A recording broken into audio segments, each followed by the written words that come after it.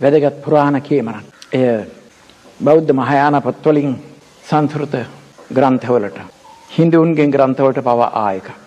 එහි මුල බෞද්ධ ධර්මය. මොකක්ද ඒ කියමන?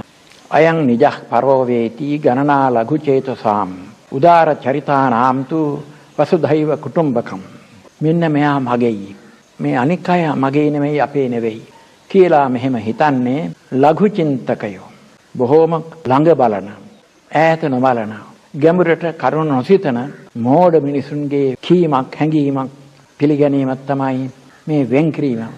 මේ අය අපේ, මේ අනික් අය අපේ නෙවෙයි. මේ මෝඩයින්ගේ, ලඝු චින්තකයින්ගේ, ගැඹුරට නොහිතන අයගේ මෝඩ කතාව. උදාර චරිතානාම් තු වසුධෛව කුටුම්බකම්. උදාර වූ ශ්‍රේෂ්ඨ වූ පැවතුම් ඇති සත්පුරුෂයන්ට මුළු ලෝකයම, මුළු පෘථිවියම, හෙවත් මුළු මනුෂ්‍ය සමාජයේම එකම පවුලක්, එකම කුටුම්බයක්, එකම පවුලක්. මුළු පොළොවම ඒ එකම මනුෂ්‍ය පවුල පදිංචි වෙලා ඉන්න භූමිය. එතකොට ඔක්කොම එකයි. සියලු මනුෂ්‍ය වර්ගය එකයි. එකම පවුලේ උදවි කියලා සලකන්නේ උදාර පැවතුම් ඇති, ශ්‍රේෂ්ඨ පැවතුම් ඇති උත්තමයන්, ගැඹුරට කරුණු කල්පනා කරන උත්තමයන්. අන්න ඒ උත්තම චින්තනය තමයි අප තුල තියෙන්නට ඕන. ඒ උදාර චරිතය කියන්නට ඕන. උදාර චරිතය ඇති එක්කෙනා මේගොල්ල මගේ, අනික් කට්ටිය අපේ නෙමෙයි, මගේ නෙමෙයි කියලා අයින් කරන්නේ නැහැ.